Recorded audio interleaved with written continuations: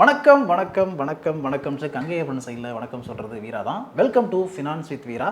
இன்றைக்கி நம்ம என்ன பார்க்க போகிறோம்னா, நம்மளுடைய லைஃப் ஸ்டைலை வச்சு நம்மளை வந்து 3 கேட்டகரியாக பிரிக்கலாம். இதில் எந்த கேட்டகரிக்குள்ளே நீங்கள் வர்றீங்க அப்படிங்கிறது தான் முக்கியமான மேட்ரு. அது என்ன 3 கேட்டகரினா, சேரிட்டி, கம்ஃபர்ட், அதுக்கப்புறம் லக்ஸரி அப்படிங்கிறது. சேரிட்டினா சோத்துக்கே சிங்கி அடிக்கிற நிலைமையில் நாம் இருக்கிறது, அதுதான் சேரிட்டி.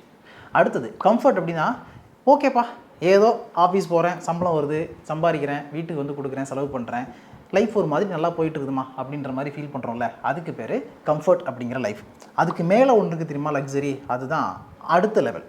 ஆனால் இந்த லக்ஸரி அப்படிங்கிறது ஒவ்வொருத்தருக்கும் மாறுபடும். எப்படி மாறுபடும்னா, நீங்கள் என்னவெல்லாம் வாங்கணும், எப்படியெல்லாம் வாழணும் அப்படின்னு நினைக்கிறீங்களோ அது எல்லாத்தையுமே உங்களால் பண்ண முடியுதுன்னா அதுக்கு பேர் லக்ஸூரியஸ் லைஃப் ஸ்டைல் அப்படின்னு சொல்லலாம்.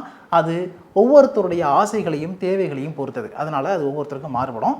அம்பானி வந்து லக்ஸூரியஸ் லைஃப்பை வாழ்றார் அப்படின்னு நாம நினைப்போம். ஆனால் அவருக்கு லக்ஸரி அப்படிங்கிறது வேற ஒன்றா இருக்கும்.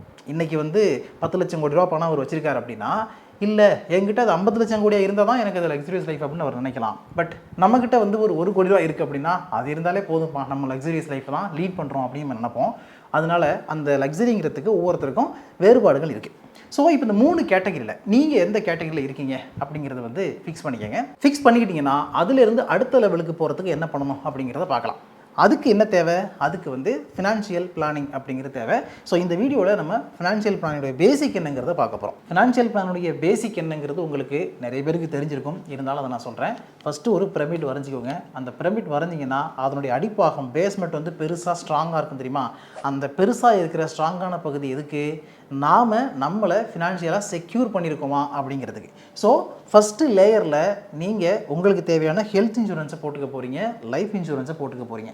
இது ரெண்டுமே கம்ப்ளீட் ஆகிடுச்சு அப்படிங்கிற பட்சத்தில் தான் அதுக்கு பிறகு அடுத்த கட்டமாக சேஃபான இன்வெஸ்ட்மெண்ட் நோக்கி நீங்கள் போகணும். ஸோ ஃபஸ்ட்டு இன்சூரன்ஸை நம்ம முடிச்சிடறோம். முடிச்சதுக்கப்புறம் என்ன பண்ணுறோம்?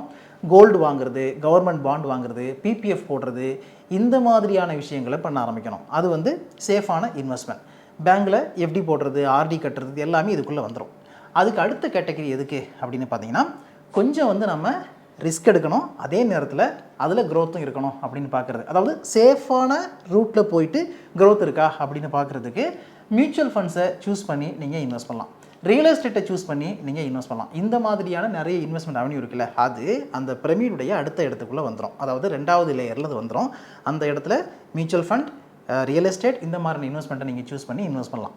அதுக்கப்புறம் மேலே இருக்கிறதுக்குன்னு பார்த்தீங்கன்னா, இப்போது எல்லாமே நம்ம பில்டிங்கை வந்து ஸ்ட்ராங்காக கட்டிட்டோம். கட்டினதுக்கப்புறம் அதை இன்னும் அழகுபடுத்துறதுக்கு, இன்னும் சூப்பராக லைஃப்பை லீட் பண்ணுறதுக்கு என்ன பண்ண போகிறோம் அப்படின்னு பார்த்தீங்கன்னா, அதுக்கு தான் வந்து நாம் ட்ரேடிங், இந்த மாதிரி ரிஸ்கியான அவென்யூக்கு நம்ம போகிறோம். ஸோ மேலே இருக்கிற அந்த டாப் லேயரில் கொஞ்சம் பணத்தை நீங்கள் ஒதுக்கி வச்சு அதன் மூலமாக எப்படி அதிகமான குரோத்தை எட்ட முடியும் அப்படிங்கிறத பார்க்குறதுக்காக நீங்கள் வந்து உங்களுடைய போர்ட்ஃபோலியோவை ரிஸ்கியான அவென்யூவில் இன்வெஸ்ட் பண்ணலாம். எப்படின்னா, ரொம்ப அக்ரெசிவ் க்ரோத் இருக்கிற ஃபண்டில் இன்வெஸ்ட் பண்ணுறதா இருக்கட்டும், டைரெக்டாக ஸ்டாக்கில் நீங்கள் இன்வெஸ்ட் பண்ணுறது, இல்லைனா ட்ரேடிங் பண்ணுறது, இந்த மாதிரியான விஷயங்களை பண்ணுறதுக்கு அந்த 3வது லேயரை வந்து யூஸ் பண்ணலாம். அதுதான் வந்து டாப் லேயர். அந்த மாதிரி நீங்கள் யூஸ் பண்ணலாம்.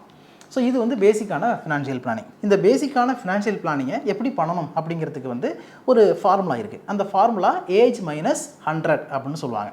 உங்களுடைய வயசு என்ன இருக்கோ அந்த வயசை நீங்கள் 100ல் மைனஸ் பண்ணிங்கன்னா ரிமைனிங் என்ன நம்பர் வருதோ, ஃபார் எக்ஸாம்பிள் இப்போ ஒருத்தருக்கு வந்து 35 வயசு அப்படின்னா 35 100ல் நம்ம கழிச்சோன்னா 65 வரும். ஸோ அவருடைய ரிஸ்க் அப்பிடைட் அப்படிங்கிறது 65 இருக்குது. அதாவது 35 வயசில் இருக்க ஒருத்தர் 65% பணத்தை அவர் கொஞ்சம் ரிஸ்கியான இன்வெஸ்ட்மெண்ட்டில் கொண்டு போய் வைக்கலாம் அப்படிங்கிறது தான் இது. இது ஏஜ் ஆக ஆக அது மைனஸ் ஆகிட்டே வரும். ஓகே, ஸோ இந்த ஃபார்முலாவை யூஸ் பண்ணலாம். அடுத்து இன்னொரு முக்கியமான ஃபார்முலா என்னென்னா 50-30-20 அப்படின்னு சொல்லுவாங்க. இதுவும் நிறைய பேருக்கு தெரிஞ்சிருக்கும். 50-30-20 அப்படிங்கிறது ஒன்றும் இல்லை. நீங்கள் எவ்வளோ சம்பாதிக்கிறீங்களோ சம்பாதிக்கிறதுல உங்களுடைய வாழ்க்கைக்காக, அன்றாட தேவைகளுக்காக 50% பணம் போயிடும். ஸோ அது முடிஞ்சதுக்கப்புறம் மீதி இருக்கிற 30% என்ன பண்ணுவீங்கன்னு பார்த்தீங்கன்னா, அதை நீங்கள் உங்களுடைய ஆசைகளுக்காக பயன்படுத்தணும் அப்படின்னு சொல்லுவாங்க. அதாவது இப்போது ஸ்கூலுக்கு ஃபீஸ் கட்டுறது, டெய்லி சாப்பிட்றது, தீபாவளி பொங்கல் அப்படின்னா நம்ம ட்ரெஸ் எடுக்கிறது, இல்லை அன்றாடம் போட்டுக்கிறதுக்கு ட்ரெஸ் எடுத்துக்கிறது, இது எல்லாமே எதுக்குள்ளே வருது? ஃபஸ்ட்டு இருக்கிற அடிப்படை தேவைக்குள்ளே வந்துடுது. அதுக்கு அடுத்ததான் இன்னும் கொஞ்சம் லக்ஸரி அப்படின்னு சொல்ல முடியாது, பட் இது இருந்தால் கம்ஃபர்ட்டாக இருக்குமே, இது இருந்தால் நம்மளை வந்து 4 பேர் மதிப்பாங்க, சொசைட்டியில் கௌரவமாக இருப்போம் அப்படின்னு நினைக்கக்கூடிய விஷயங்கள் இருக்குல்ல, அதை பண்ணுறதுக்கு உங்களுடைய சம்பளத்தில் இருந்து மீதி இருக்கிற 30% நீங்கள் பயன்படுத்துங்க, இல்லைன்னா அந்த 30%க்குள்ளே இந்த செலவுகளை முடிக்கிறதுக்கு பாருங்கள் அப்படிங்கிறது கான்செப்ட்.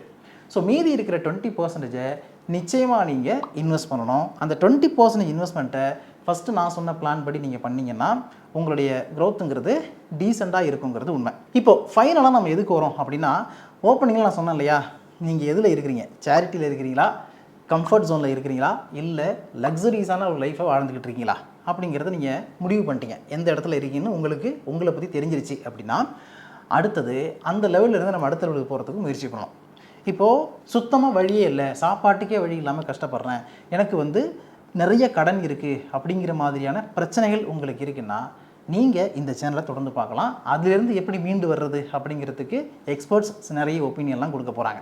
அடுத்தது, நீங்கள் ஒரு கம்ஃபர்ட் ஜோனில் இருக்கீங்க அப்படின்னு ஃபீல் பண்ணிங்கன்னா, அந்த கம்ஃபர்ட் ஜோனில் இருந்து உங்களுடைய லைஃப் ஸ்டைலை அடுத்த லெவலுக்கு கொண்டு போகிறது எப்படி, அதுக்கு எந்த மாதிரியான ஃபினான்ஷியல் பிளானிங் நீங்கள் பண்ணணும் அப்படிங்கிறதுக்கும் நம்மளுடைய சேனலை நீங்கள் பார்க்கலாம்.